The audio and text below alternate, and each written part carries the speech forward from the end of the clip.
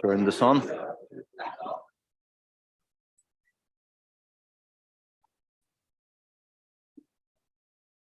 Okay, let's get started soon. Now that we're also live. Oh, this is also a live stream, good.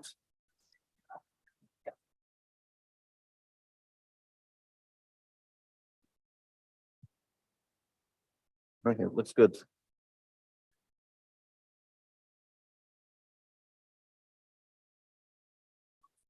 Okay. Now is the time to start. I assume you're here for the lecture. Okay, that's good. I don't know what party you guys are missing out on, but there's a small crowd here compared to yesterday. Is there some party going on that you don't know about, or that you don't that you don't want to participate in? Let's say that's another option, of course. Because maybe if we should be somewhere else, let us know so that we can go there. Okay, you can go, of course. You're free to go, but I just want to know what's going on. Is there something special or no? No? It's just like a nice day. Okay. Yeah, it's better than yesterday. I agree. It's a bit warmer and sunny. Okay, but here's interesting stuff also.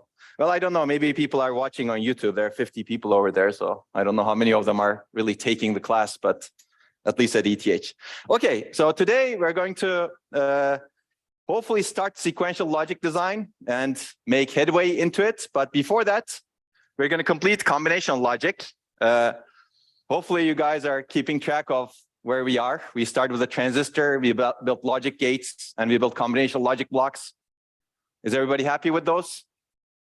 Yes, okay, I see a lot of heads nodding, that's good.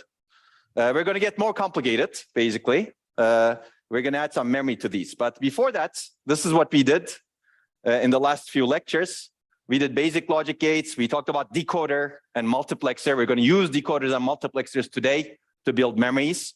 We talked about full adder, programmable logic array. I'm going to pick up on that.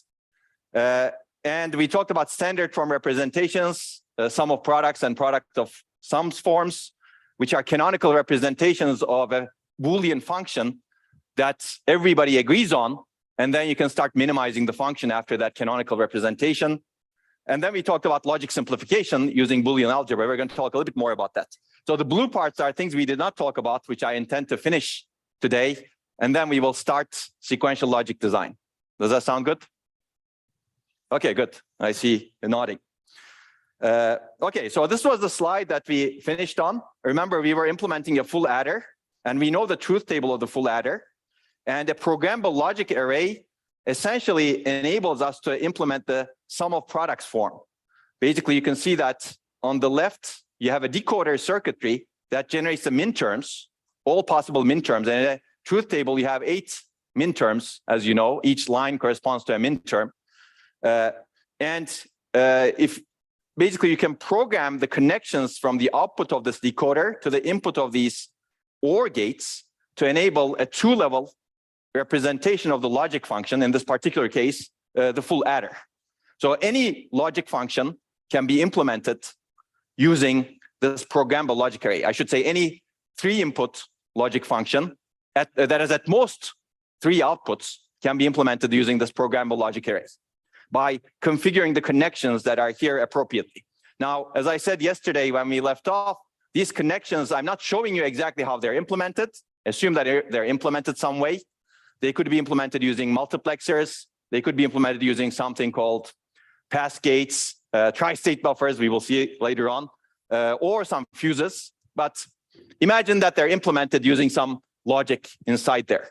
Now, if you configure these connections, this is what you get for the full adder, basically. As you can see, it's essentially the sum of products form. So I will not go through this again, but you can see that we have only 2 outputs, carry out and sum.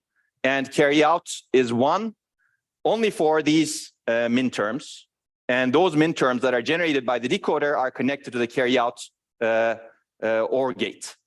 And sum is 1 only for these other minterms, wherever it's 1. And the output of the decoder that correspond to those minterms gets connected to the OR gate that produces the sum. So this is very powerful, as you can see. You can implement any logic function using this, and you can actually increase the number of inputs, increase the number of outputs. It'll be a huge circuit, but it is possible to implement any logic function using a programmable logic array. And that brings me to logical completeness. Logical completeness is basically what I just said. Any logic function we wish could be implemented using a programmable logic array. PLA consists of only AND gates, OR gates, and inverters, but also the ability to make the connections between them. Don't forget that ever. So there's some routing that goes on. I'll call that routing, meaning ability to make connections from the output of the AND gates to the inputs of the OR gates in a configurable manner. So basically, that's what the second line says. We just need to program the connections based on the sum of products form of the intended logic function. Now, this is a powerful observation. This observation says that any logic function can be implemented using AND or NOT gates, because any truth table, as we have seen earlier, can be specified in sum of products form. This means that in other words, we call it logical completeness. Basically, AND or NOT gates are logically complete. Or in Boolean logic, AND or NOT functions are logically complete. You can implement anything with it. Now, it's also true that NAND is also logically complete. So is NOR. And I'll leave that to you to prove this. And we've actually kind of proven this using De Morgan's laws. Remember the bubble pushing that we did earlier in an earlier lecture? You can actually convert any NOR gate to an AND gate and an AND gate to an OR gate. And if AND or NOT is logically complete, well, I'm kind of proving it for you, and you can convert OR to AND or AND to OR, then NAND and NOR should be logically complete also, right? So I've kind of sketched the proof for you. Okay, so that's logical completeness. So this also means that you can implement any logic function just using NOR gates or NAND gates. And people are, this may be, as I said yesterday, we like asking questions like this in exams sometimes. Okay, now let's talk about more combinational blocks. If there are questions, feel free to ask. So there are some readings that I have assigned. You can take a look at more detail. If you don't understand something from the lectures, readings could be helpful. If you want to go dig deeper based on the lectures, readings are helpful. But if you understand lectures perfectly, in my opinion, you don't need to do any readings, because you will not. Those readings are not necessary. Lectures are enough to really get the most out of this course. But it's up to you to do the readings, basically. But we will cover TriState Buffer soon. And there's also other stuff that we will quickly cover over here.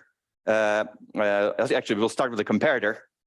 Shifter rotator, I'll leave you to it. Actually, it'd be good if you take a look at chapter 5, because you may actually need it in your labs.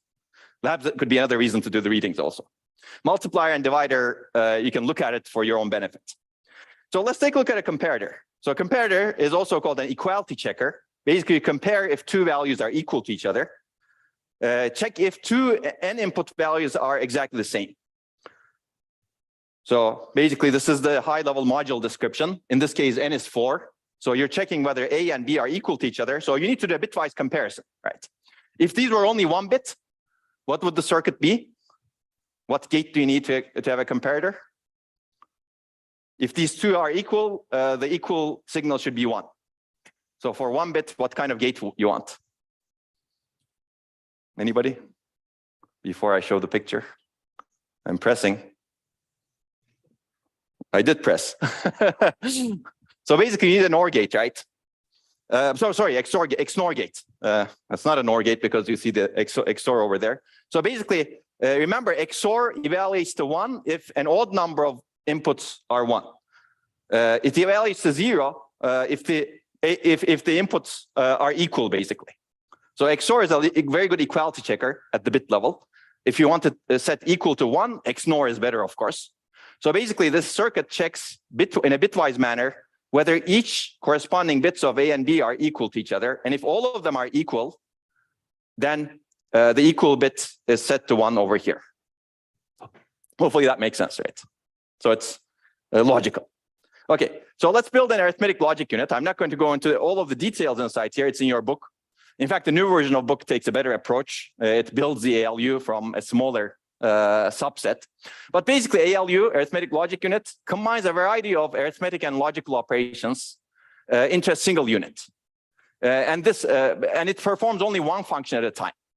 So it uses multiplexers to select which function to implement at a given time. It's usually denoted with a symbol like this. This is actually a very common symbol for ALU.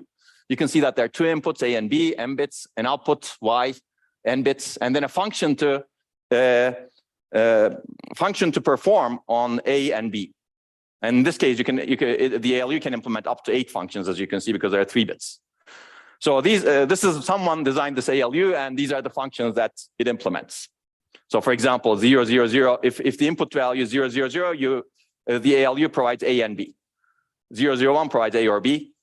This is A added to B. Unfortunately, there's some overloading of addition, as you can see, right? This is a really binary addition.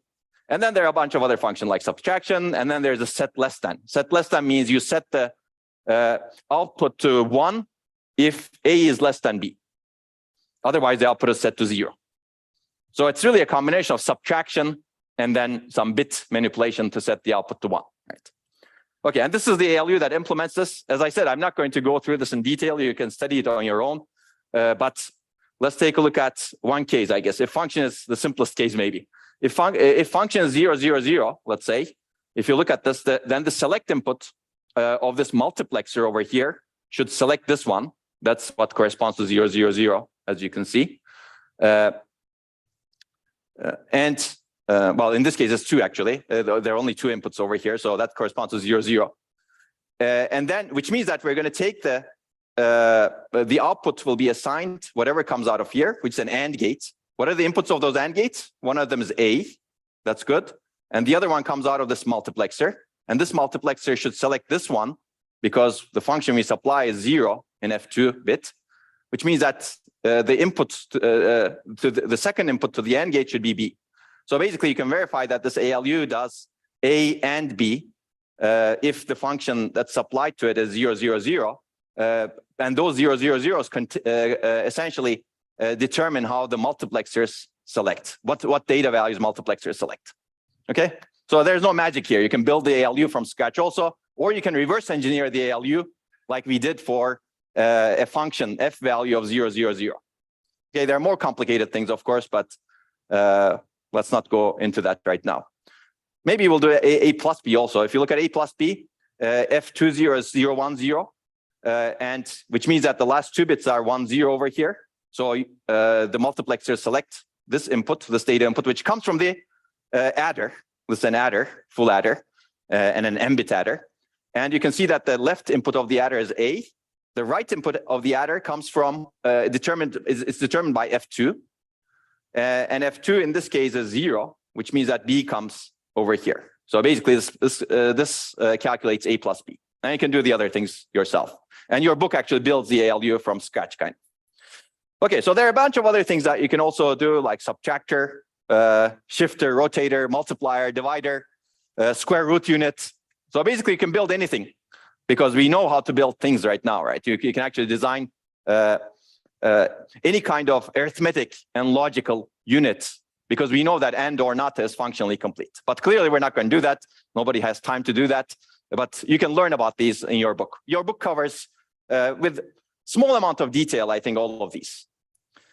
Okay, so let's take a look at some other things that we're going to make use of in the future. TriState buffer. Has anyone heard of TriState buffers? Probably not. Okay, these are actually quite useful. I like them a lot. You need to be careful when using them, as we will see in a little bit.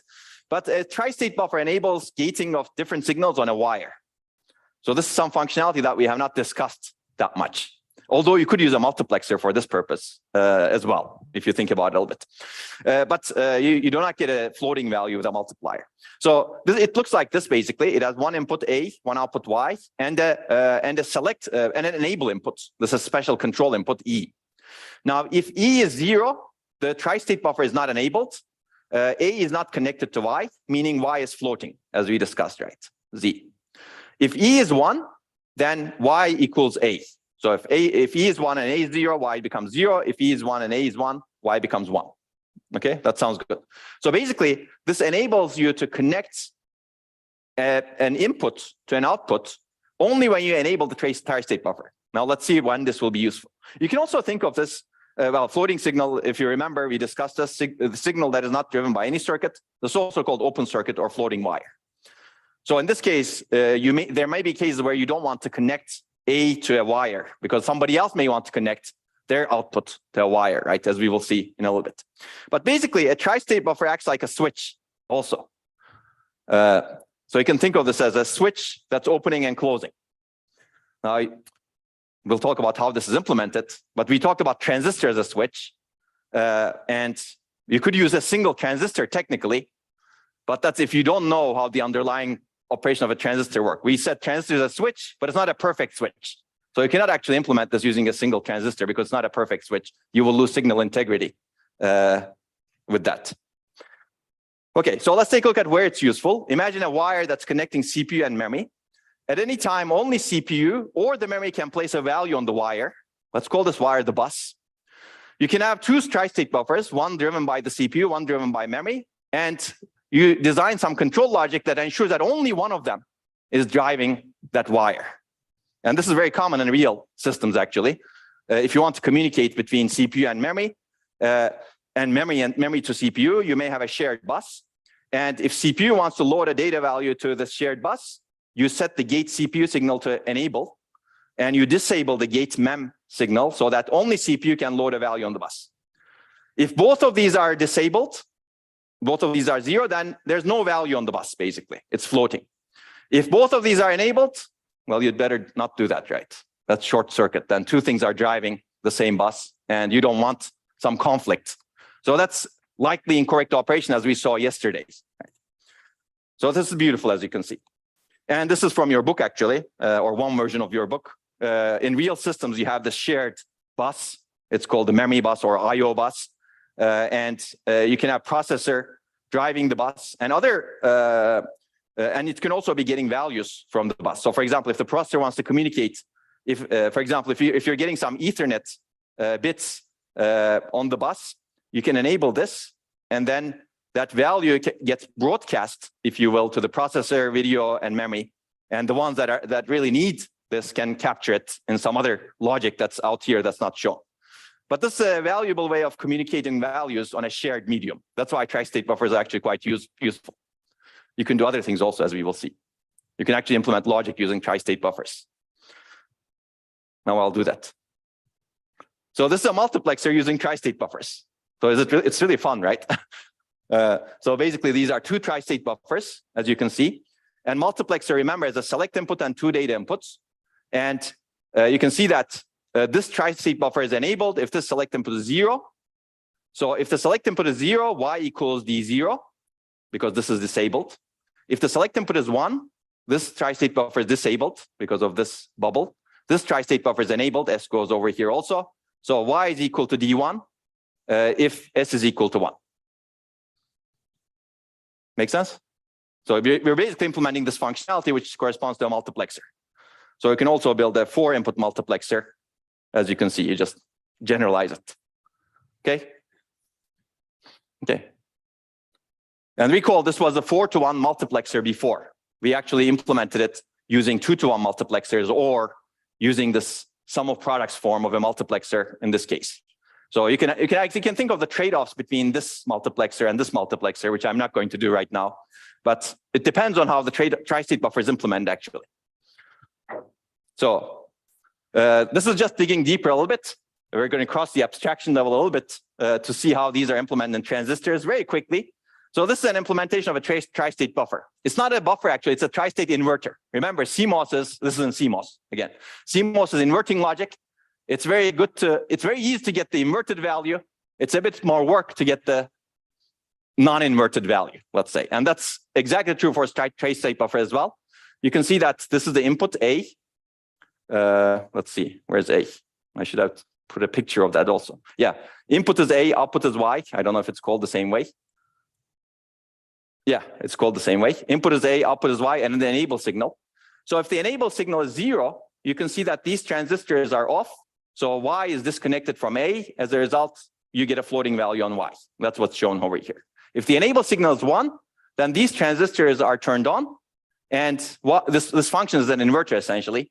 And this is your inverting TriState buffer, basically. Make sense?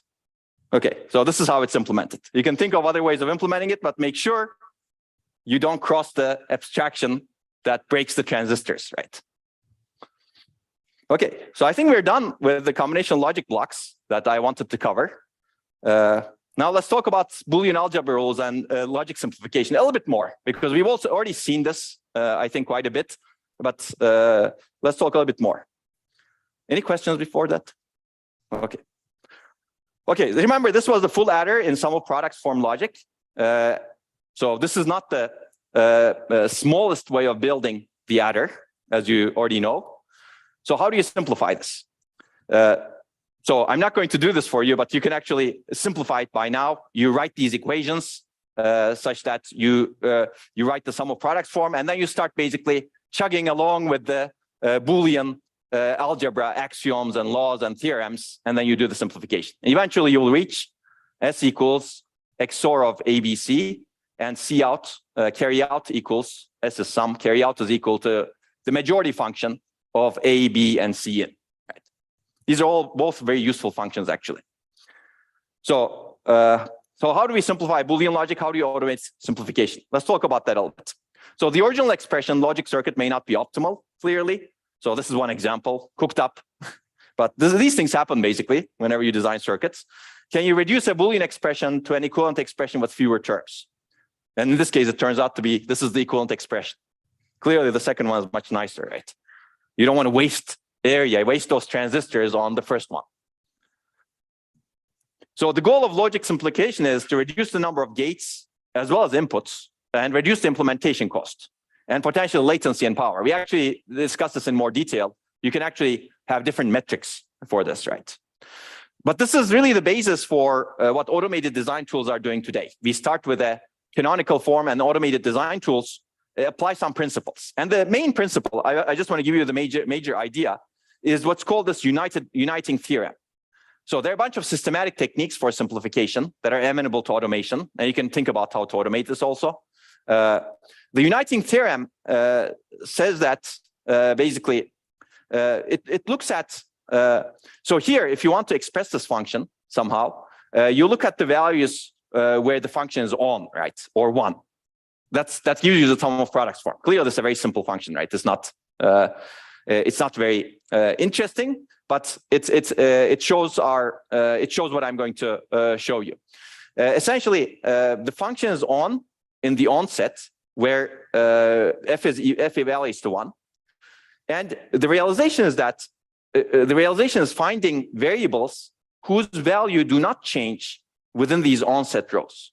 So if the function value values to 1 and the values of an input don't change when the function value values to 1, that means that you can eliminate that input from the expression because that input is useless, right? So there's something else that determines the output.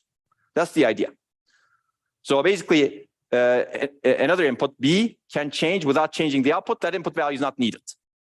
Okay, sorry, I said the wrong thing basically. Basically, if another input can change without changing the output, yeah, that was clearly wrong, right?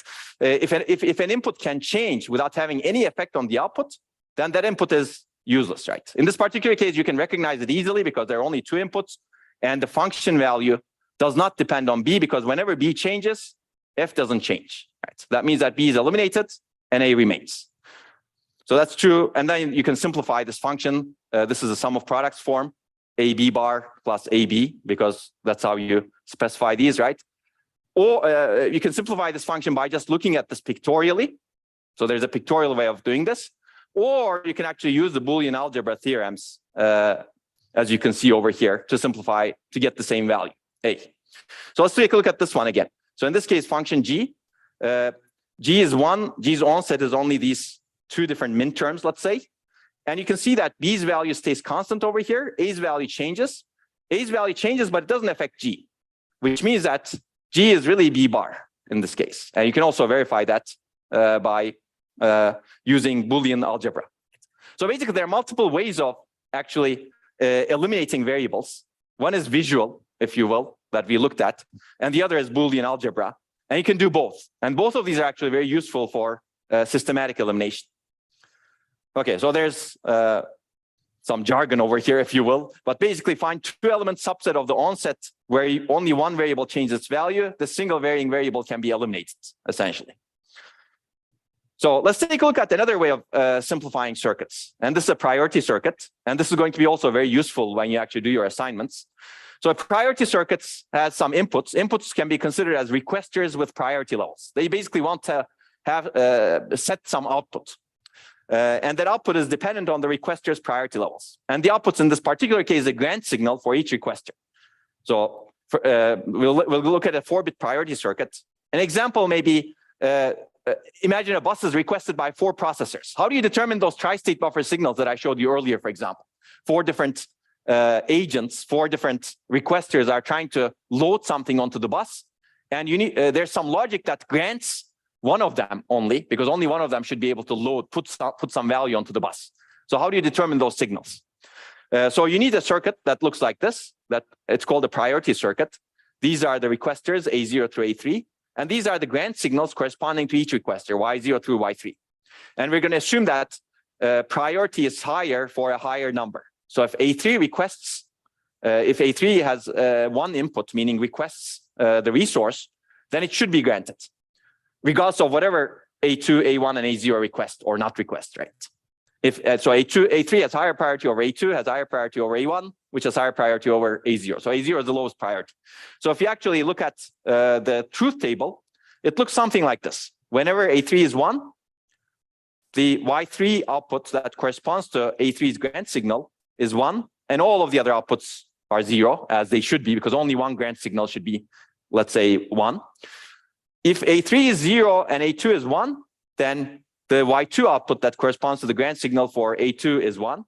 If A1 is 1, if A3 is 0 and A2 is 0 and A1 is 1, then the Y1 output is 1. And A0 is 1, Y0 is 1, only if A3, A2, A1 are 0 and A0 is 1. And there's also a case where nothing is granted because nobody's requesting something, right?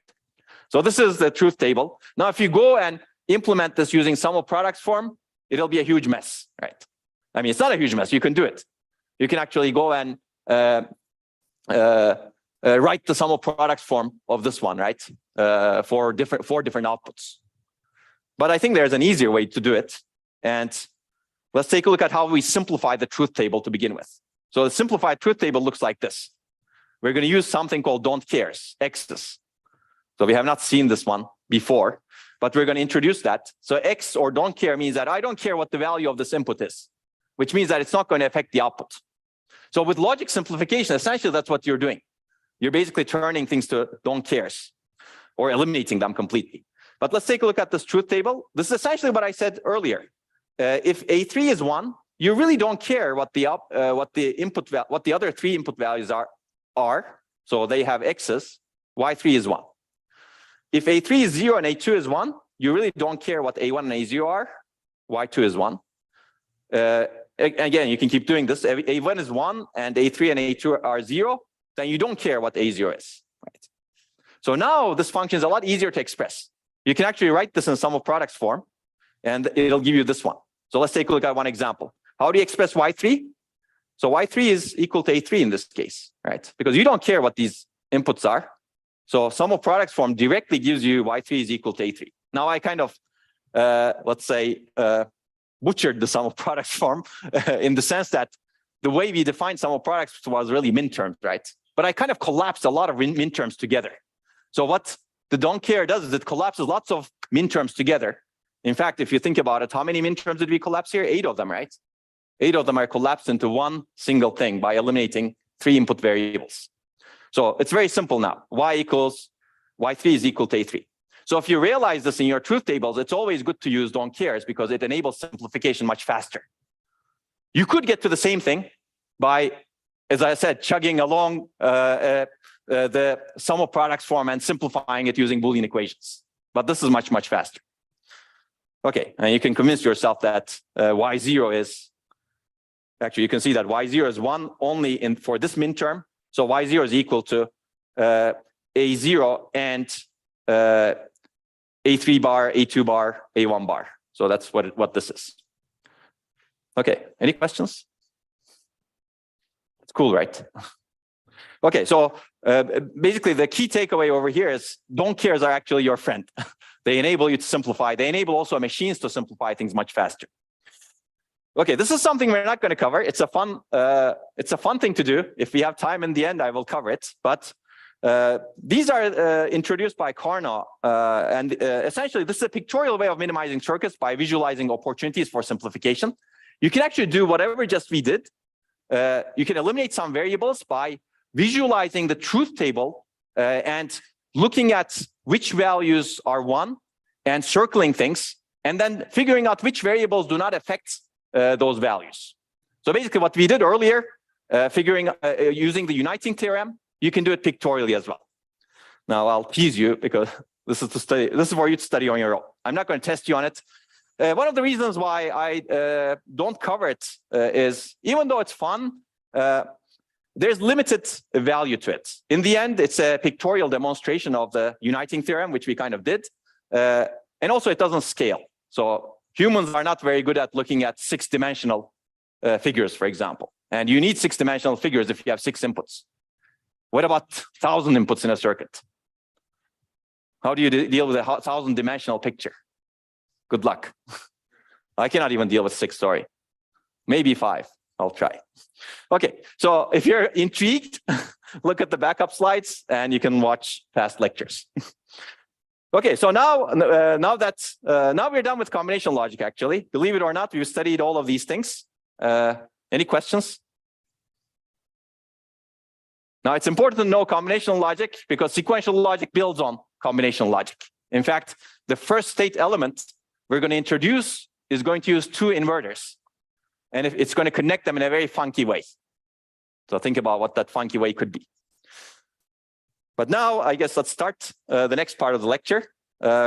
Today, my goal is to start sequential logic. That finishes a bit aggressive, probably. We'll see. Next week, we're going to finish sequential logic, if anything remains today. And then we're going to jump into hardware description languages and Verilog. And this is going to cover both combinational and sequential logic. And you're going to do this a lot in your labs. And then we're going to cover timing and verification, which is actually how you really make these circuits work. Because, as I said, we're going to ignore timing for now. Especially timing will be important in sequential circuits today. But we're going to introduce some timing issues, but we're not going to really optimize timing in this particular lecture. And then that'll be the end of, let's say, digital design part of this course, even though we're going to refer back to it in the labs for sure a lot. And then we're going to move to architecture. But okay, this is just reminders. Hopefully you're going to get the freebies, if you will. And this is just for your information. We discussed this yesterday, but if you're interested in what's going on underneath, I would recommend looking at things. So these are a bunch of readings. As I said, readings are optional. You can take a look. There will be a lot of readings at the front of this course. Later, you will see that we won't have a lot of readings. Okay, so that brings us to sequential logic circuits and design. So what are we going to see? Basically, we're going to see circuits that can store information. So far, we have not seen this. And we're going to start with the simple ones. We're going to find out that there are some deficiencies in it. We're going to make it better. We're going to find out that there are other deficiencies in it. We're going to make it even better. Along the way, we're going to add a lot of hardware. And we're going to start with the most expensive CMOS compatible state storage elements. Later in lecture 20 or so, we're going to talk about memory organization. In that case, we're going to talk about some CMOS non-compatible or not as compatible to what the principles that we've described, elements like DRAM. But wait until that. Today, we're not going to talk about DRAM. We're not even going to talk about SRAM completely. I'm going to also just show a picture. And then we're going to talk about finite state machines. How do we build a machine that can actually move from state to state so that it can accomplish a function that requires memory? Does that sound good? Okay. So just to give you the importance of this, no computer can work without memory, basically. So actually, just to give you the even more important, most of the systems is memory today. So there's most of this chip is SRAM, which is a particular type of memory that we will see. There are a bunch of registers like we will see also. There's DRAM, there's storage. Almost all of this is memory, actually. And this is old, 1995. There's a separate memory chip over here. That's the level 2 cache. And then they put the cache on the chip. So you can see that a lot of this chip is memory. These regular structures are all memories, actually. And some of them you may not be able to see. This is more recent. We can see that most of this is L2 cache, L3 cache, and then there are a bunch of L1 caches, registers inside here. There's global memory interconnect. So most of the chip is memory. And you can see that they're adding another chip on top of this that's also memory. It's interesting, right? So that's IBM, if you're interested, and GPUs. And this chip that we discussed earlier, one of the major reasons they built this on wafer scale is so that they wanted to have 40 gigabytes of on-chip memory. So on chip, they have 40 gigabytes here, this SRAM, which we will briefly look at today. And we're going to look more. And even that's not enough. So this chip, while it's powerful, 40 gigabytes is not really enough on chip. Okay, so basically memory is circuits that can store information. So we're going to build memories, but we're going to start with the really, really expensive ones today, because expensive ones are usually fast. Okay, so basically combinational circuit that we've seen, the output depends only on the current input, right? But we want circuits that produce output depending on not just the input, but also the past inputs. Meaning we want circuits that remember what they've done in the past. These are circuits with memory, essentially. So how can we design a circuit that stores information? So we need to add a storage element, basically, to remember what we have done. So we're going to look at those storage elements. And a sequential circuit is a combination of a combinational circuit plus storage element. And it has inputs and outputs, of course, right? So it implements a memory function that has memory, essentially. Okay, so how do we capture data? Meaning, how do we actually build these storage elements? So let's start with a very basic one. As I said, we're going to start with two inverters. We're going to couple them in this funky way. So this thing can store information. It has captured Q, actually. While it's powered on, it has captured Q. What did I do over here? The input of I2, inverter 2, is the output of inverter 1. And the input of inverter 1 is the output of inverter 2, right? And in steady state, this is Q. If this is Q, this is Q bar, basically. If this is 1, this is 0, or vice versa. Makes sense, right? Okay. Now, this is not the best one, but basically this has two stable states. Q is equal to 1 or Q is equal to 0. And it maintains the invariant that Q bar is Q's complemented value. Okay, these are the two stable states. You can convince yourself that they work. Basically, invariant is that Q bar is complement of Q, right?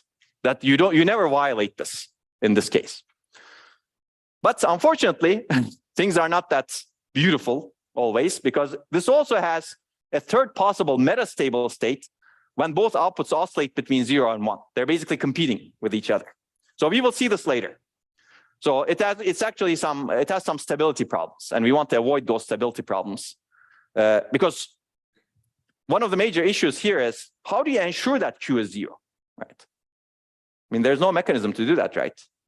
Where's my input? How can I control any of the inputs over here? I cannot, basically. So there's no control mechanism for setting Q. That's why you have the metastable state. You may get lucky, and Q can be 1. You may get lucky, and Q can be 0, depending on your definition of lucky. If you want to store 1, that's not lucky, clearly. Or you may get completely unlucky and get a metastable state, and it oscillates between 0 and 1. Even though at any given point in time it's correct, it basically keeps oscillating. So we'll see this metastability later. Okay, so basically more realistic storage elements have control mechanisms for setting what's stored in the element, right? So in this case, we don't have a control mechanism, but we want to have a control mechanism to say, I want to store a bit value of 1 here or 0 here. So we will see the RS latch soon. But before, I want to give you a bigger picture.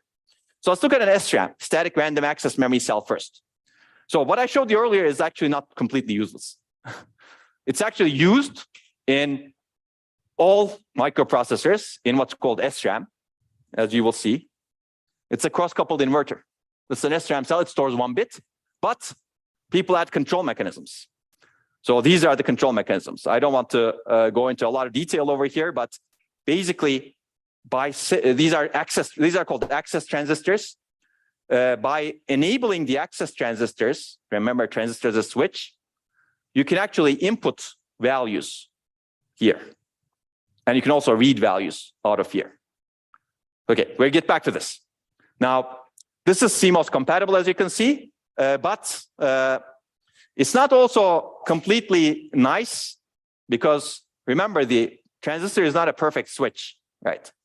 So you lose some signal when you actually try to read the value over here and enable this transistor. So you need to have actually some sensing circuitry down there. Remember, these are not perfect switches. That's the reason. Okay, but what I showed you earlier is not completely useless. It's actually in SRAM cells like caches. All caches today are actually SRAM on chip. As a result, they're used. But that's a different control mechanism. Now let's talk about some other control mechanisms. I don't want to show the picture of DRAM. It actually looks kind of like this, but the bit storage is much simpler, and the access transistor is also much simpler. But that's not compatible with CMOS because it requires a capacitor. So there, the charge storage unit is not a cross-coupled inverter. The storage unit is not a cross-coupled inverter, but it's really a capacitor. You cannot manufacture it in a way compatible with CMOS. Now you know CMOS, so you can actually appreciate that, right? It's not, capacitor is not a transistor. Okay, so this is a bigger picture, basically. Today, we're going to talk a lot about latches and flip-flops. These are the most expensive form of storage elements in CMOS. They give you very fast parallel access, but they're also very expensive. We will see that a bit costs tens of transistors. SRAM was actually, okay, well, let me talk about SRAM. SRAM is relatively fast, but it's expensive. 1 bit costs 6 transistors or so. What I showed you earlier was 2 cross-coupled inverters, that's 4 transistors, and then 2 access transistors, that's 2 more transistors. If you want to make it more reliable, you can go to 8, etc. Now, dynamic RAM actually is slower, a bunch of issues, but it's very cheap actually. 1 bit costs only 1 transistor plus 1 capacitor. And then there's other storage technology, flash memory, hard disk, tape. This is much slower, access takes a long time, but it happens to be non-volatile, and it's very, very cheap, basically. So as you go from top to bottom, you become cheaper, but you also become slower. And this is going to be the reason for designing a memory hierarchy in lecture 20 or so. But before we can run, we should walk, meaning that we should cover what this is first. And we're going to get to the other ones later. So let's look at the basic storage element, the RS latch. Right? This is called reset set latch for reasons that will become obvious right now.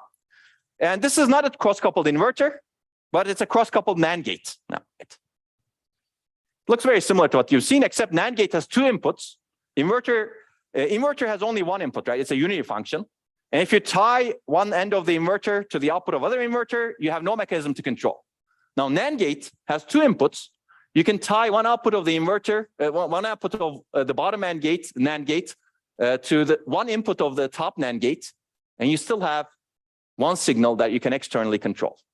Meaning that by externally controlling those S and R signals that go to one of the inputs of each of the NAND gates, you can actually set or reset whatever is stored inside Q.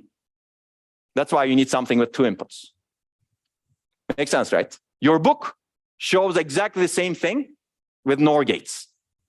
So you can read your book and see how it's done with NOR gates. Everything I say applies over there with different values, of course, right? So you can do this with NOR gates also. I like NAND gates because, I don't know, somehow my transistors over here are wired for NAND, I guess. I can evaluate the AND function better for some reason. Okay, so we will evaluate the AND function. So basically, cross-coupled NAND gates, in this case, data is stored at Q, and inverse is at Q bar. And you always want to maintain that Q bar is equal to the complement of Q. If you violate that, that's wrong, basically, clearly. S and R are control inputs. Let's see how they work, basically. In the idle state, both S and R are held at 1. So if S is held at 1, R is held at 1, then the output of the NAND gate is purely dependent on the other inputs, which are hopefully set earlier. So this Q bar becomes Q, Q becomes Q bar. So it essentially acts like a cross-coupled inverter because S and R are 1. They're kind of eliminated from the AND equation. That's one of the reasons I like AND, basically. Okay, now let's take a look at the set case. If you want to set Q to 1, you drive the S signal to 0, but you don't touch the R signal. R is kept at 1.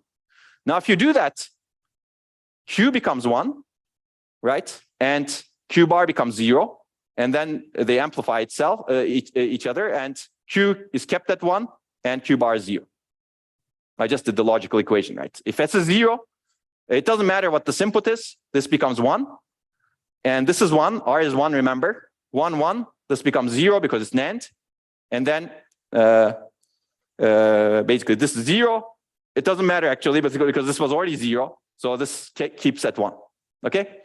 Now, if you want to reset this, you drive R to 0, keeping S at 1, and Q becomes 0. Why? If R is 0, this becomes 1.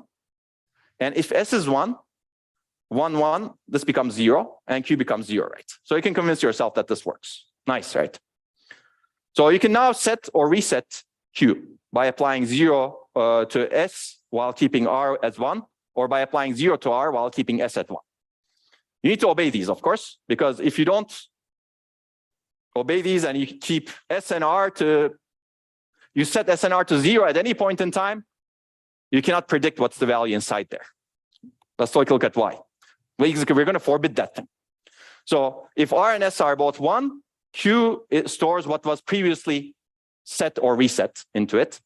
If R is 1 and S is 0, Q becomes 1. If R is 0, reset is 0, S is 1, Q becomes 0, reset basically. And you should never do both 0. Why not?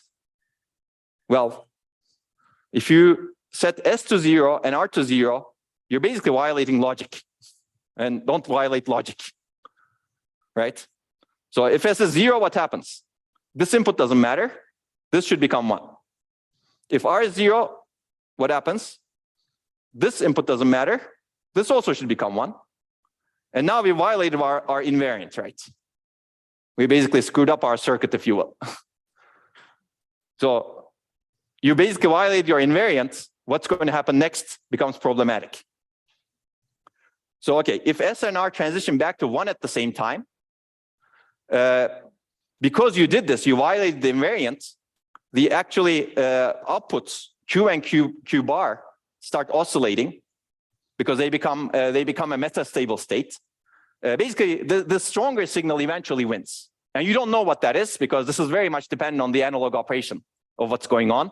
It also depends on the variation, temperature, a bunch of different stuff. Essentially, violating the logical principle that Q bar should be really the complement of Q, turn the system into an unpredictable system. That's what metastability is about. We're going to see more about metastability when we talk about timing. Is there a question? Maybe an online question. Okay, so basically, I think the takeaway here is don't violate the invariant, right? And clearly, there's a violation of the invariant over here. We put the circuit in a state where it should not be in. As a result, the variations determine what the output will be when you actually want to store, when you want to actually go back to the idle state, quiescent state, 1, 1. Actually, you're violating multiple things over here, right? Not just the invariant, but also set and reset signals, right? We define the set and reset signal as setting and resetting. If they're both 0, what do? Are you really setting and resetting at the same time? It doesn't make sense. So you're violating the definition of the inputs as well. Okay, so once things are forbidden, people always do it. So it's better to design mechanisms that make sure people don't apply the forbidden inputs.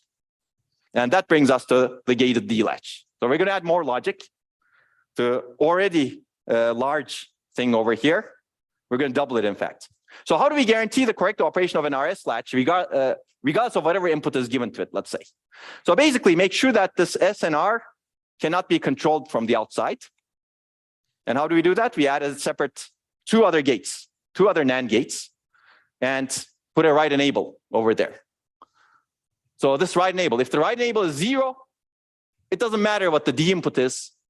Q is going to be what was stored previously.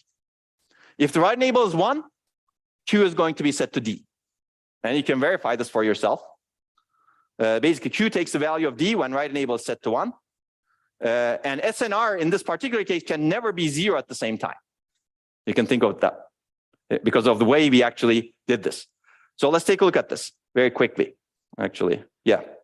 So this is the truth table, input and output. If write enable is 0, what happens here? This means that S is 1, R is 1. Remember, that's the quiescent state from the perspective of the SR latch, meaning the output of this is Q, the output of this Q bar. So whatever was stored there, hopefully nicely, stays. So if the right enable is 1 and D is 0, let's take a look at what happens. Right enable is 1, then the output of this gate depends on D, and D is 0. That means that the output of this NAND gate is 1. So S is 1. If the right enable is 1 and D is 0, this is 1, and R is 0. So S is 1, R is 0, meaning Q will be 0, because that's the reset signal. Now, if it's exactly opposite, if our enable is 1 and D is 1, then the output of this is this NAND gate is 0, so its set is set to 0, and right enable is 1, D is 1, so this becomes 1, R becomes 1, so you set Q to 1, because set is 0, R is 1. So there's never a case where S and R can be both 1, both 0 in this particular case, as you can see. Hopefully that makes sense. So now we've saved people from making mistakes and applying forbidden inputs. But that came at a hardware cost. Now you can see that we have, I don't know, 4 NAND gates plus an inverter over there. And you know how much a NAND gate costs. That's 16 transistors plus an inverter, 17 transistors. With 2 inverters, 2 cross-coupled inverters, we had 4 transistors. Now we more than quadrupled the area cost of the circuit to make it behave, if you will, nicely. Okay, so now we can actually build multiple of these in parallel. I'll introduce the concept of register also. This is very easy, actually. Basically, how can we use D latches? This is called the D latch.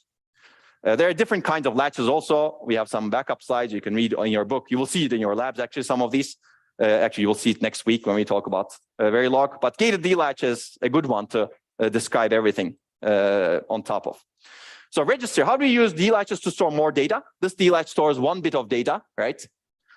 Whenever the right enable is 1, Q gets the value of D. If you want to store 4 bits of data, well, replicate them. Now we have 4 of these. Right enable is tied to all of them. So if you want to actually write 4 bits at a time, QI gets DI in this particular case. A single right enable signal can be connected to all of the D latches so that you can do simultaneous 4-bit write. Okay, this is called a 4-bit register in this case. Okay, I think I already said this. This is a structure basically that stores more than 1 bit and it can be read from and written to. And this register holds 4 bits. And it's referenced this way, Q3 colon 0. You'll see this. It's kind of like an array reference, if you will. Okay, and it's also a module level. You can look at it this way. There's a right enable bit, a right enable signal coming in. Like it's a control signal, and then there's a data input, and there's Q output, if you will. Okay. Maybe we should take a break earlier today. This is a good place to take a break. Let's take a 10-minute break again, and then we're going to continue with memory. Now, feel free to come up with questions. No questions online. Yes, hello. So it's a non-volatile. Oh, okay. We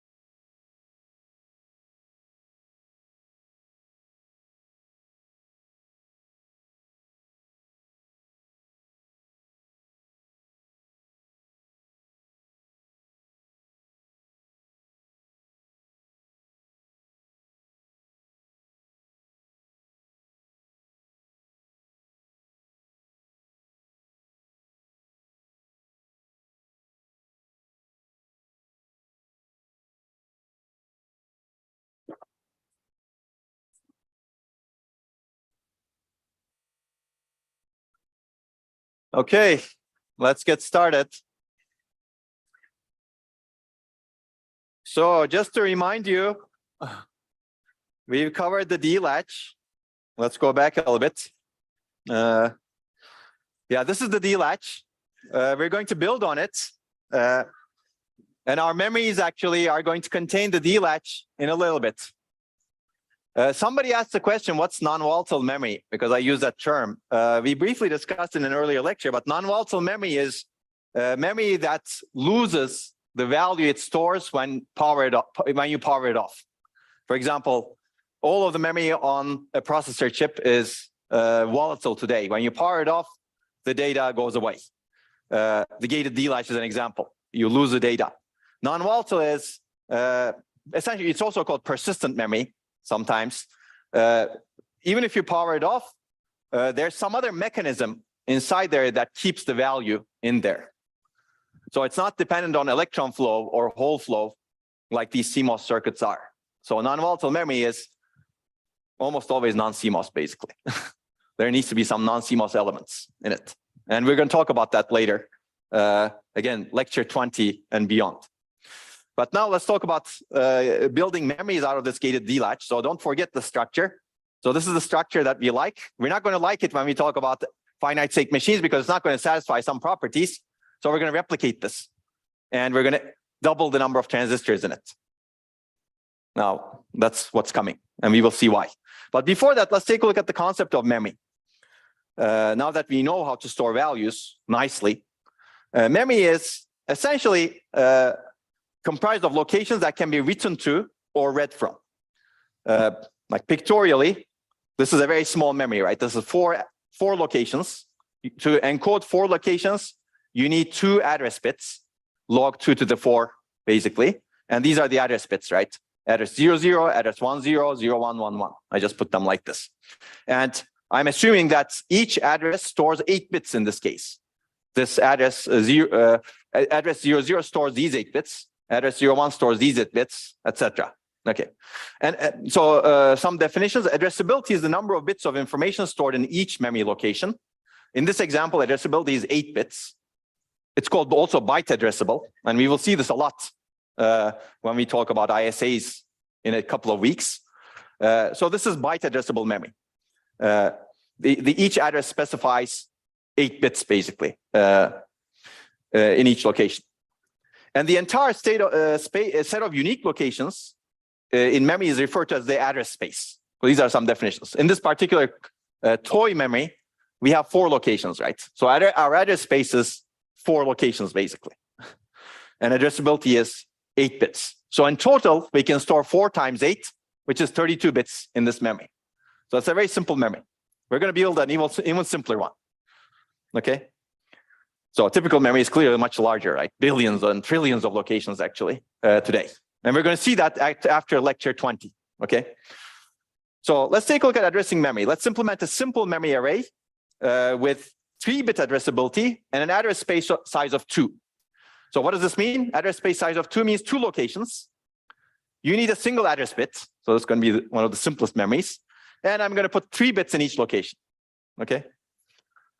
Just 3 sounds good. Okay, so a total of 6 bits. So we're going to start with 1 bit. And this is familiar to you right now. This is the gated D latch, right? We have the write enable signal. We have the D input. We have the Q output. And the 2 cross-coupled NAND gates. And then the control gates, the control NAND gates at the beginning. And then the inversion for the D at the bottom, right? So 17 transistors, if you remember. Okay, so we're going to take this. And this is what our 6-bit memory array is going to look like. In memory address 0, we're going to store bit 2, bit 1, bit 0. In memory address 1, we're going to store bit 2, bit 1, bit 0. And each bit will be stored in a separate structure that's a replica of this. So we're going to see that. Of course, we're going to need to add some other circuitry to be able to read from it and write to it. And that's what we're going to do. So you can just take these and store it over here. Then the question becomes, how do you read and write from it? So let's take a look at reading from memory. So how can we select an address to read? Because there are 2 addresses, address size is log 2 to the 2. It's 1 bit, basically. There's a single bit address. We're going to make this 2 bits later on. But let's do the 1 bit. So these are the 6 locations. These are all gated D latches. Now I'm going to add some circuitry. I'm not showing you the internals of the gated D latch over here. I'm going to show you the external of what is needed to get data out of this. Remember, there are 2 locations: address 0, which is the top part; address 1, which is the bottom 3. And whenever I get, if this address 0 is 0, I should be able to get the value out of this one into D2, this one into D1, this one into D0, because this is a single memory location with 3 bits, right? And now I introduce 2 structures that you already know. On the left is decoder. On the right, well, right is here, is a multiplexer. So the decoder enables us to select, enables us to recognize the address pattern. If this is 0, this line is enabled, and this line is disabled. That's the function of a decoder, right? Only one of the outputs. It's a 1 input, 2 output a decoder, and only one of the outputs is enabled depending on the value of input. Okay, and that's exactly what we want here. Only one of the, let's say, lines, this is called a word line in earlier slides, but I'm not going to use that right now. You're going to see that more and more. Only one of these lines is enabled depending on the address you supplied over here. Okay, address is 0, so we're going to, this will be enabled. Now, what does this mean, basically? Okay, word line. So this is the address decoder. Now let's take a look at what happens over here. This is actually a multiplexer, but part of the multiplexer is actually in the decoder. In fact, multiplexer also uses some decoding inside, but you can go back and study it. But basically, let's assume that this address is enabled. The address is 0. This word line is enabled, so this is 1. If this is 1, then the output of this AND gate is dependent on whatever value stored in this D latch, or whatever storage circuitry is there. So now this AND gate is driven by this value. And remember, there's an OR over here. And we're going to multiplex between this and this. And the address is going to determine which one drives the output of the OR gate over here. If the address is 0, the value over here is driven based on the value inside the cell drives the output of the AND gate. If this address is 0, this line is 0, meaning that the output of this AND gate is 0, so it doesn't matter what this value is, right?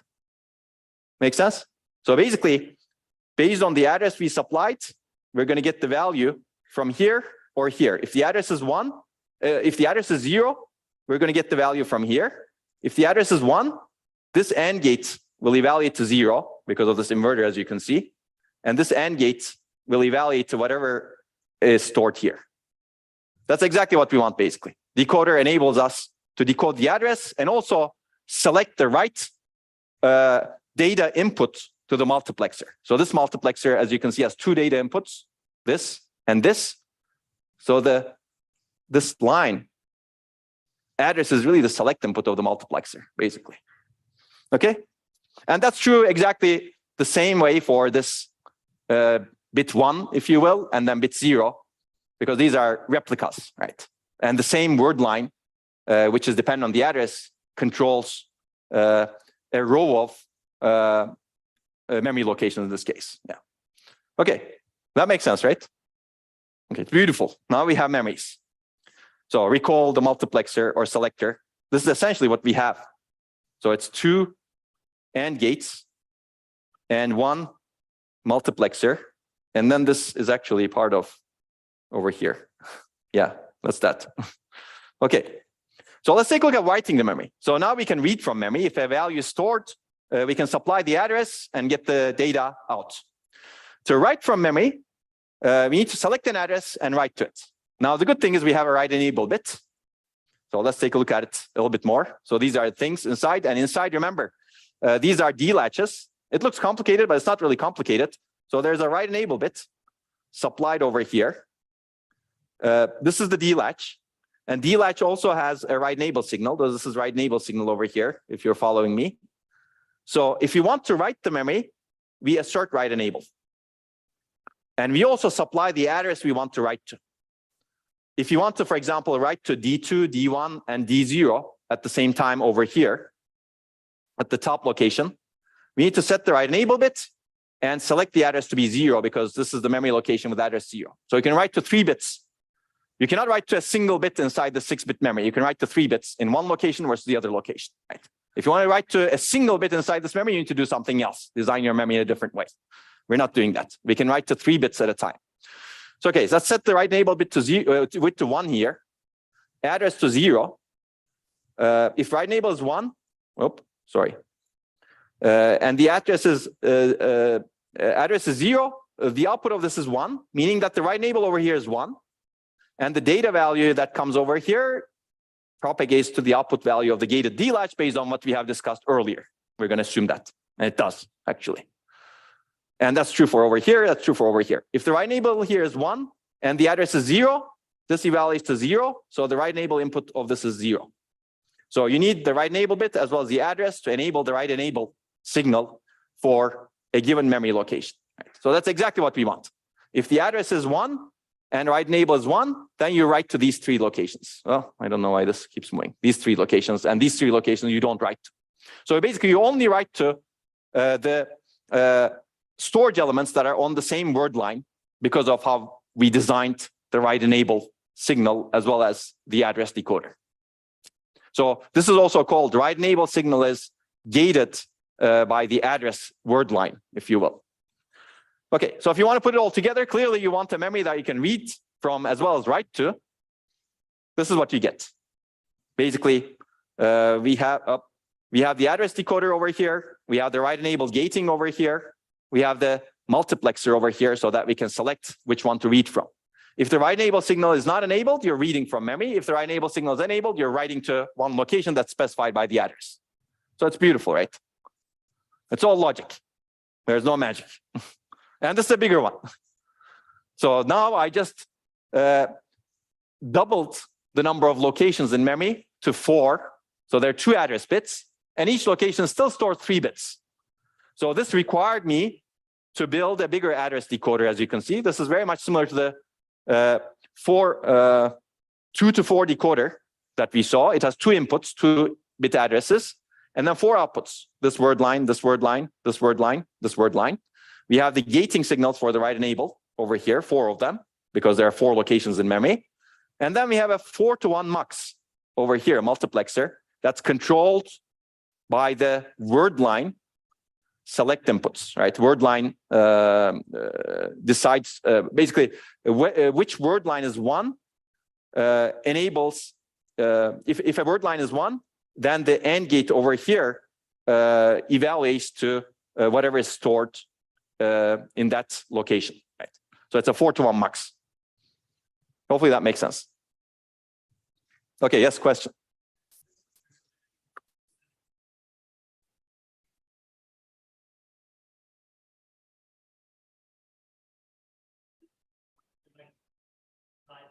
Yeah, but I'm not talking about that right now, but you can see that whatever you read is here, right? It's at the output of the mux. No, sorry, not, well, it's mux. It's a mux basically. It's at the output of that OR gate. Now you can actually take that, have a wire that goes into the ALU, for example, right? That we discussed earlier. So yes, there's something that basically takes these and connects it to some other component. That's a very good question. And you're going to build those components that connect to each other. So I'm just showing you the pieces right now. We're going to build these later. Okay, so now you know how to build memories actually. All memory operates using these principles. Those storage elements may be different, as we discussed. Whenever you have latches or registers, this is what you have. And your book, the Pat and Patel book, actually shows an example. So for example, reading location 3, what happens is address 10, both of the address bits are 1. So only this word line is enabled. As you can see, it's 1. Everything else evaluates to 0. And then this multiplexer selects this location over here. And then you can supply this to somewhere else. And the multiplexer also selects this location and this location. So you get your 3-bit value. Write enable, of course, has to be 0 if you want to read. Okay. You can actually now build a 1,000,000 location memory, right? You just need to increase the address size, increase the address decoder, increase your multiplexer. Now, I can also imagine that this becomes slower and slower, and we're going to talk about that as you build larger and larger memories. Okay, recall the decoder. This is essentially what we see over here. Basically, this is the decoder, right? A 2 to 4 decoder. That's essentially what this is, 2 to 4 decoder. Okay, and multiplexer is what you also see over here, basically. That's 4 to 1 multiplexer. So we've seen these.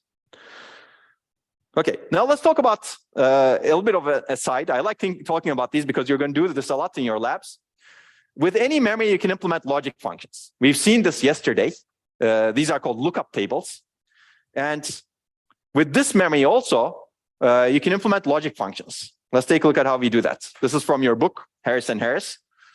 Memory arrays can also perform Boolean logic functions. So this is a truth table of a logic function that you're probably very familiar with.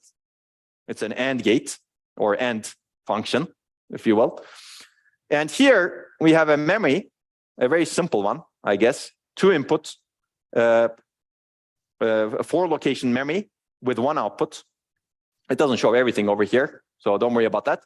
But you set the store bits such that the addresses in the truth table, like address A and B, inputs are addresses to the memory, and output is what is stored in that particular memory location. So if A and B is 0, you store 0 over here, and then you basically store the corresponding outputs to the inputs in the corresponding memory locations. So if A and B are both 1, this word line gets enabled in memory, and the store bit 1 gets delivered.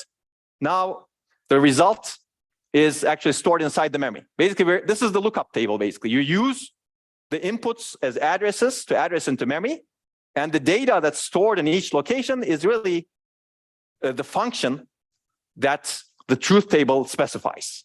Hopefully this makes sense, right? You can actually make this even more complicated, right? You can actually have a multiplication truth table, for example. Of course, it'll be a bigger memory in this case, not as big, not as small as AND like this, but you can do it. And these things are implemented, as I said, in FPGAs, for example. So, okay, this is what I talked about. To the N location, M-bit memory can perform any N input, M output function. Now you can convince yourself. N is inputs, M is outputs. So N, you use N as addresses, so you need to the N locations, and you need to store M outputs. So you need to actually have M bits in each location. So lookup table is memory array that's used to perform logic functions, basically. So each address is the row in the truth table. Each data bit is the corresponding output value, as I just said. So I just repeated what I said. Okay, this is beautiful. So lookup tables are commonly used in FPGAs to enable programmable, configurable logic functions. And they also enable integration of combinational and sequential logic nicely.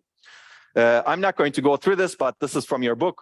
I mean, you won't be responsible for this also. But these are some example truth tables that are used in a programmable fashion in an FPGA. Basically, you can program some of these things. But again, there's no need to go into that detail over here because it's actually from old FPGAs also. Some new FPGAs function a different way. Okay, but this is I like this other example that we have discussed in the last lecture. This was a multiplexer. So there are multiple ways of building a lookup table also. This was a multiplexer-based lookup table. In hardware, you hardwire you hardwire the inputs of the data inputs of the multiplexer to particular values such that the select inputs select the correct value to implement a function, basically. And we've seen this yesterday. For example, this hardwired inputs give you a lookup table that evaluates the function that outputs a 1 when there are at least 2 1s in a 3-bit input. Okay? And we've seen this yesterday, so you can take a look at it again. And these are the C-level implementations of it, if you're interested. This is one C-level implementation. It does bit shifting and checking the bit as 1. It's another C-level implementation that's simpler, let's say. And this is the hardware implementation. So I can implement the same function in software as well as hardware. In this case, hardware can be configurable by programming the inputs of the multiplexer. But again, you can actually implement this exact same function. This looks like memory also, right? If you think about it. You can implement the same function by storing bits in memory. So this could be memory, and then you need to have addresses that are input. You just need a decoder on top of this. The difference is programming. How do you program a multiplexer versus how do you program a memory? It turns out memory is a bit easier to program. Multiplexer, you need to think a little bit more about programming. Like how do you reconfigure it? Okay. Any questions? I like talking about lookup tables. So let's now jump into sequential logic circuits. So far what we've covered is really how can we store information in a storage element. And we've introduced some storage elements. Now we're going to build sequential logic circuits that do more than just storing data. Okay. Basically, we're going to build circuits that can use this information. So what is sequential? What is combinational? Has anyone seen something like this? Has anyone used the combinational lock? Yes? Okay, good. Has anyone used something different from this? Has anyone used a sequential lock? Do you know what that is? Those are the things that you turn and then you need to get the sequence right. So in this case, you need to get the combination right. The sequence doesn't matter. You can play with any sequence. As long as you get the combination right, it opens right. Here, there's a sequential element in it. You have to get the sequence right. Whatever you did in the past matters. Here, whatever you did in the past doesn't matter. It doesn't have memory, if you will, right? That makes sense, right? If you used both of them, you would immediately recognize the difference, I would say.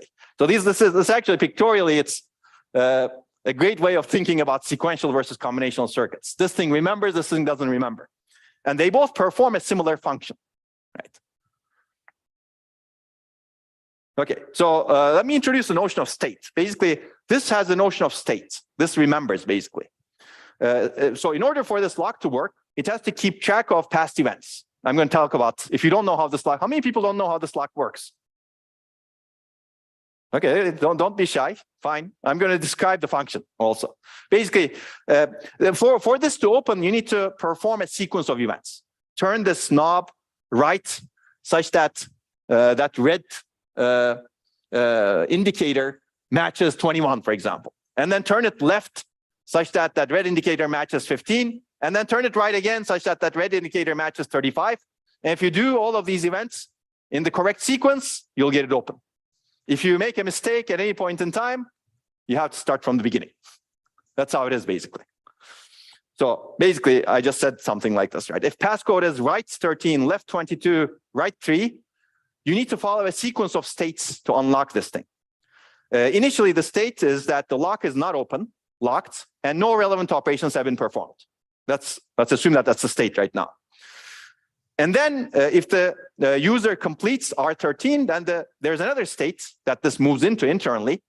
The lock is still locked, but the user has completed R13. So this is a different state from the internal perspective of this lock, right? And then there's another state where the lock is still locked, but the user has completed 2 actions that are in the correct sequence, R13 and L22, right? And then there's another state that's unlocked, where the user has completed the correct sequence of all actions, R13, left 22, R3. Okay? So basically, this is the notion of state. The state of a system is a snapshot of all relevant elements of the system at the moment that you take the snapshot. Okay? Whenever I turn R13, sorry, I move from state A to B. And then on top of that, if I turn to left 22, I move from state B to C. Now, at that point, if I do something wrong, I don't turn R3, for example, I go to R5. This thing goes back to state A, meaning it's locked, and the user, it's as if user has not performed any useful operation, right? Because it's not in the correct sequence. So this is essentially implementing a state machine, as we will see. To open the lock, the states A to D must be completed in order. If anything else happens, like what I just said earlier, lock returns to state A. So let's take a look at the state machine. So this is the state machine, basically, that describes completely the operation of the sequential lock. So initially, we're in state A. It's in locked state. If the user does something other than R13, you stay in that state. If the user inputs R13, internally, the machine goes into the lock state. B, it's still locked. The output is still locked. So there are 2 things here. There's the input. What does the user do? And then there's the output. What is it locked or not locked, basically? And then these are the different states. So lock goes to state B. And if the user does anything other than L22, it goes back to state A. If the user performs L22 here, then it's in the correct sequence. So the lock goes to state C. The output is still locked. And the user, if the user does anything other than R3, then the lock goes back to this state, where as if the user didn't do anything useful. But if the user turns to R3, inputs R3 over here, then the lock goes into a state where it's open. And at that point, the lock is open, right? Okay, and then someone needs to close that and something happens, right? Okay, does that make sense? So this is our state machine, basically.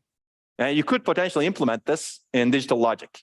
We're not going to do that, but you could. So this is also a state diagram. It's also called a state transition diagram. We're going to understand that fully later today, hopefully. Today.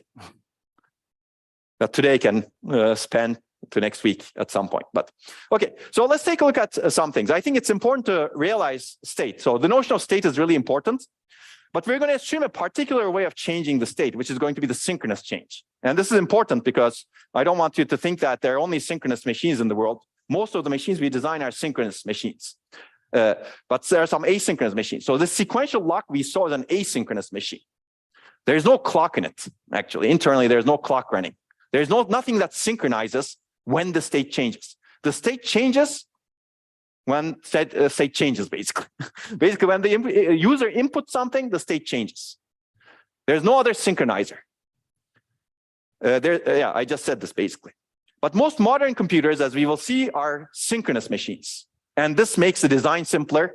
It creates something easier to make design easier to reason about. State transitions take place after fixed units of time.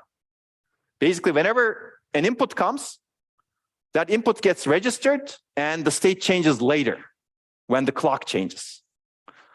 Why? Because there are so many elements that you want to synchronize between them. If everything is happening asynchronously in a system, it's actually very difficult to make a system work without a lot of bugs, let's say.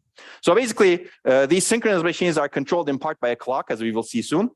And these are actually two very different design paradigms with different trade-offs. I'll give you the high-level trade-off later on a little bit. But let's take a look at another simple example of state over here. How many people know about Swiss traffic lights? Okay, good. This is maybe easier than the combination lock and sequential lock. So these lights have 4 states. I'm taking the word I don't drive that much, so hopefully they have 4 states still. But changing this actually is changing a big interface that everybody's affected by. So we're going to talk about interfaces later on in this lecture. This is an interface that everybody relies on, right? If you change this, it's going to be very difficult for people to adapt. So green is one state, yellow is another state, red is another state, and red and yellow is another state, right? Hopefully. I say hopefully because when I used to give this lecture about 14 years ago, or actually more than 14, forget 14, 20 years ago at Texas, I made the mistake of introducing this yellow light. It doesn't exist in Texas. So everybody was appalled. What is this yellow thing over here? You see, the conventions are also different in different places. This was the same class that you're teaching, you're sitting through right now. Okay, so basically the sequence of these states are always as follows. You go from A to B to C to D. And you can specify some amount of time to stay in the state. You can make this smart or stupid, as we will see later on, hopefully, when we get to it. So we're going to design a controller for this. Not a great controller. I don't want to be driving with those controllers around. But basically, this is the sequence of states. Assume that you stay equally in each state. Then basically, you can set your clock period to 5 seconds, let's say. And whenever your clock transitions, you go from A to B. And then whenever your clock transitions, you go from B to C. And then whenever your clock transitions, you go from C to D. So that's a synchronous system right now. It's basically state transitions are dictated by some synchronizer. In this particular case, it's a clock. Okay, let's take a look. So when should the light change from one state to another? So I'm going to introduce a clock to dictate when to change state. This is a clock signal. It's a logical signal that alternates between 0 and 1. 0 is 0 volts, 1 is 3 volts, let's say, like we have seen. It's voltage, basically. So, and the clock looks like this, basically. It's high for some time, it becomes low, and then it becomes high again, and then it becomes low, and then there's something that generates this. potentially forever. Okay, and this is what the signal looks like. This is called a 1 clock cycle. Over here, clock is high and then low, and then it becomes high again. So between 2 high or rising edges of the clock, that's 1 clock cycle. Assume that we stay in each state 1 clock cycle. You stay in state A during this entire clock cycle. When the clock rises again, the state changes to B. When the clock rises again, the state changes to C. When the clock rises again, the state changes to D. Now you can make this different. You can stay in A for, I don't know, 3 clock cycles, in B for 1 clock cycle, in C for, I don't know, 4 clock cycles. Basically, you can actually design a state machine that stays longer or shorter. Or you can transition between states depending on the status of the traffic that you see in a smart way potentially, right? As we will see later on. Okay, so basically at the start of the clock cycle, system state changes. That's what synchronization means. You synchronize at that point in time. During a clock cycle, the state stays constant. This is going to be our invariant. State should not change during a clock cycle. And this is going to give us headache with the D latch, gated D latch, as we will see. Because state should not change, right? In this particular case, you're not performing any operations, but this is how we decided to design the circuit. In some other circuit, you may be performing some operations during that clock cycle that depend on the current state. So the values that you have stored that depend on the current state should not change during that clock cycle so that you can finish the operations you're supposed to perform. This is what will take us to the timing lecture later on. Okay, so basically we're assuming the traffic light stays in each state an equal amount of time in this particular case. Okay, so clock is really a general mechanism that triggers transition from one state to another in a synchronous sequential circuit. It synchronizes state changes across many sequential circuit elements. We will see that later on. We're just looking at one state machine, but in a microprocessor, you have tens of thousands of different pieces. If they all are asynchronous to each other, it's actually a nightmare to design in general. So that's why we need a notion of clock to synchronize state changes across the machine. Combination logic evaluates for the length of the clock cycle. I've just said that, but we're going to see this more later on. And clock cycles should be chosen to accommodate the maximum combinational delay. So this is important. We will see this more in the timing lecture. So you have some combinational logic. If your clock cycle is too short and the combinational logic doesn't finish operating, you get the wrong values. So you need to set your clock cycle accordingly. This is why it's very difficult to design a 10 gigahertz machine, for example, compared to a 100 megahertz machine. Your clock cycle is much shorter over there. So more on this later, though. Okay, so I already said this, asynchronous versus synchronous. Let's take a look at the main difficulty. Synchronous control can be easier to get correct when the system consists of many components and many states, whereas asynchronous control is very difficult to get correct, but fundamentally, it's a lot more efficient, actually. There are no clock overheads. We're going to see this clock overhead. Basically, forget about the clock in an asynchronous system. Overheads are lower, but unfortunately, it's very difficult to design in a correct way. So in this course, we're going to assume synchronous systems in most of this course. But you should not think that asynchronous systems are useless. There are certain cases where asynchronous systems can be useful as well. Okay, so let's jump into finite state machines a bit more. Any questions, by the way? So hopefully these notions are clear. These notions are actually very fundamental, state and clock. And we're going to use them to build finite state machines right now. So what is a finite state machine? Essentially, it's a discrete time model of a stateful system. Each state represents a snapshot of the system in a given time, just like we saw with the sequential lock, right? That picture I showed you was the state transition diagram of a finite state machine that's implemented in that lock. So an FSM pictorially shows, I'll call it FSM, the set of all possible states that a system can be in and how you can get from state to state, how the system transitions from one state to another, basically. It can model a traffic light, an elevator, fan speed, microprocessor, whatever you choose. You can model anything, actually. You can model the world as a finite state machine also, except it's a bit complicated. You have lots of states, right? Even a single microprocessor today is very, very difficult to model or visualize with a single, with a finite state machine, actually. I mean, it's a combination of many, many finite state machines, actually, but visualizing a microprocessor today is very difficult. So we're going to start simple, basically.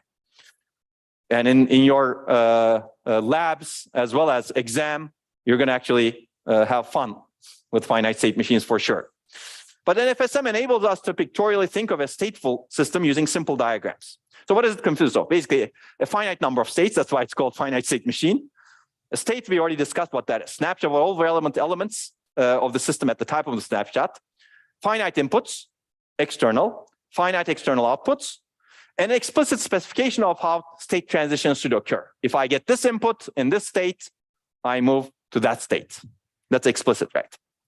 And then explicit specification of what determines each external output value. How is the output value computed? If I'm in this state, the output is this. That's a particular type of finite state machine. If I'm in this state, I'm making transition to state, another state, state Y, the output is this. That's another type of finite state machine. In the first case, states are associated with outputs. That's called a Moore machine. In the other case, transitions are associated with the outputs, or transitions trigger output changes, in a better words. That's a Mealy machine, and we will see both of them. Okay, so basically, finite state machine consists of three separate parts: next state logic, state register, and output logic. So it looks like this. You have some state over here. That's called the state register over here. This next state logic takes the current state as well as the inputs to decide the next state. And then current state and some combinational output logic determine what the outputs are. Okay, this is called state register. So at the beginning of the clock cycle, next state is latched into the state register. So at the beginning, we're going to assume that next state is latched. So we have sequential circuits like the state register, as you can see. They store the current state and load the next state at the clock edge. Combinational circuits, next state logic determines what the next state will be, and the output logic that generates the outputs. So given this definition, you need to make sure that the combinational logic finishes the evaluation for a given clock cycle, right? And the values are stable in the state register for the entire clock cycle, right? That's what we would like to do. So let's take a look at the state register implementation now a little bit. How can we implement the state register? So we need two properties. I've already said actually both of them. We need to store the data at the beginning of every clock cycle because that's the synchronizer. We need some synchronization as we discussed.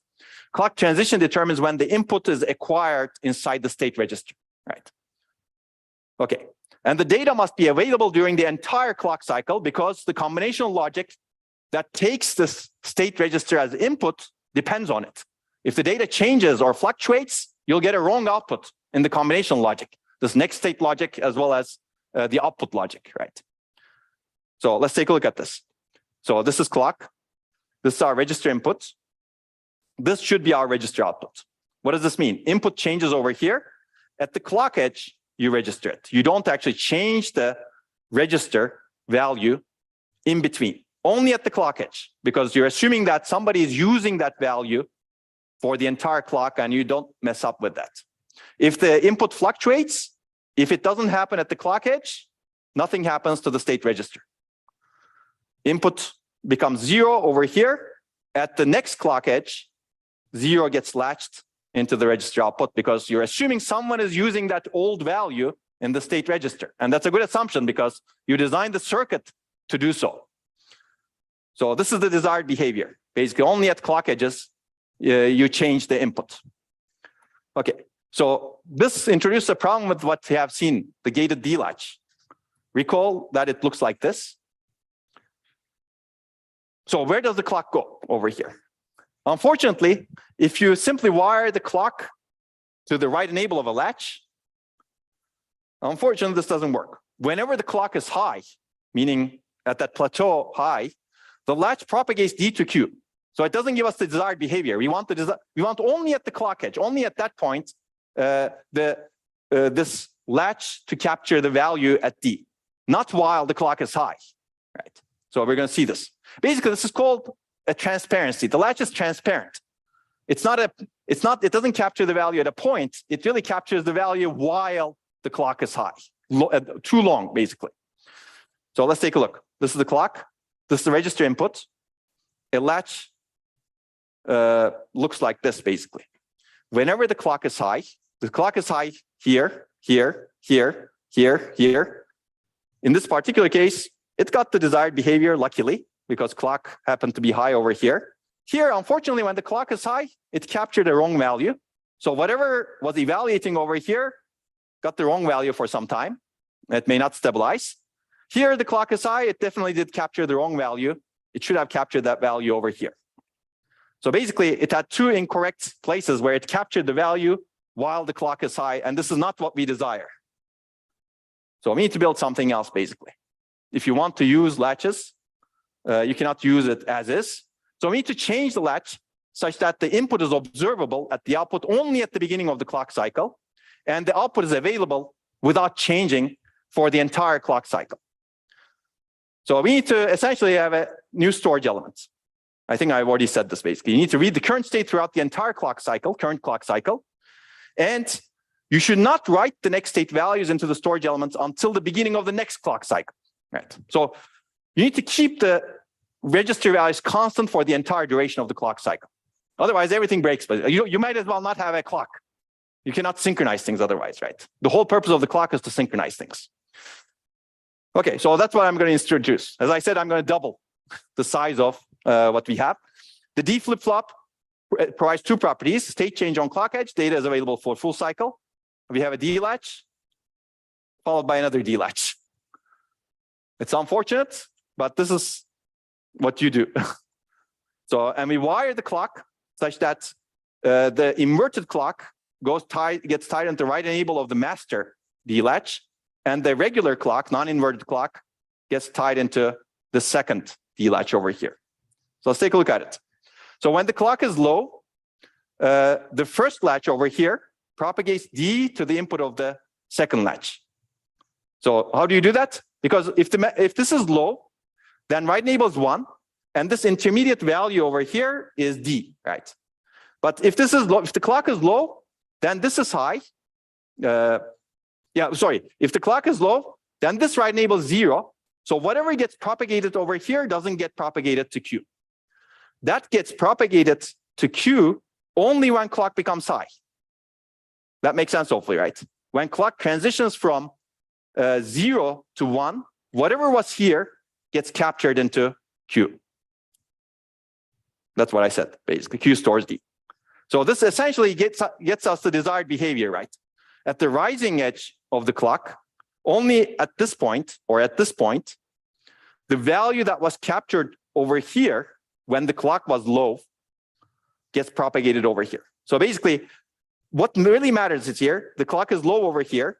Whatever the value was at this point gets propagated here, and then it gets captured at Q when the clock rises. Of course, there's some delay, and we will see that delay in the timing lecture. But if you don't think, if you think these transitions, there is no delay, this works absolutely at the rising edge. At that point, you capture the value. Because at this point, assuming there is no delay, the clock is low immediately before the rising edge. So D propagates here. And when the clock goes to the rising edge, this becomes 1. And whatever value is captured immediately before gets propagated into Q. So this is the D flip-flop, basically. And this is indicated this way. You can also have a Q bar, as you can see. And this satisfied what we want, actually. We can use these D flip-flops to implement the state register. So this is also called a rising clock edge triggered flip-flop. As you can see, there are two inputs, clock and D. And the flip-flop, you can read the naming, samples D on the rising edge, on the positive edge. And when the clock rises from 0 to 1, D passes through Q. Otherwise, Q holds its previous value, basically. And Q only changes in the rising edge of the clock. So I'm going to stop here, but a flip-flop is called an edge-triggered state element because it captures data on the clock edge, as opposed to what we have seen earlier, level-triggered D-latch. Now, we did this so that we can actually design a finite state machine, but this came at a cost. We doubled the number of transistors, 34 transistors, just to store 1 bit. Just to give you an idea, DRAM, dynamic random access memory, which is the main memory, uses 1 transistor and 1 capacitor. That's why dynamic random access memory is much more efficient today. Okay, so we'll stop here. We'll continue in the next lecture with sequential logic and then talk about Verilog and hardware description languages. See you next week. Have a good weekend.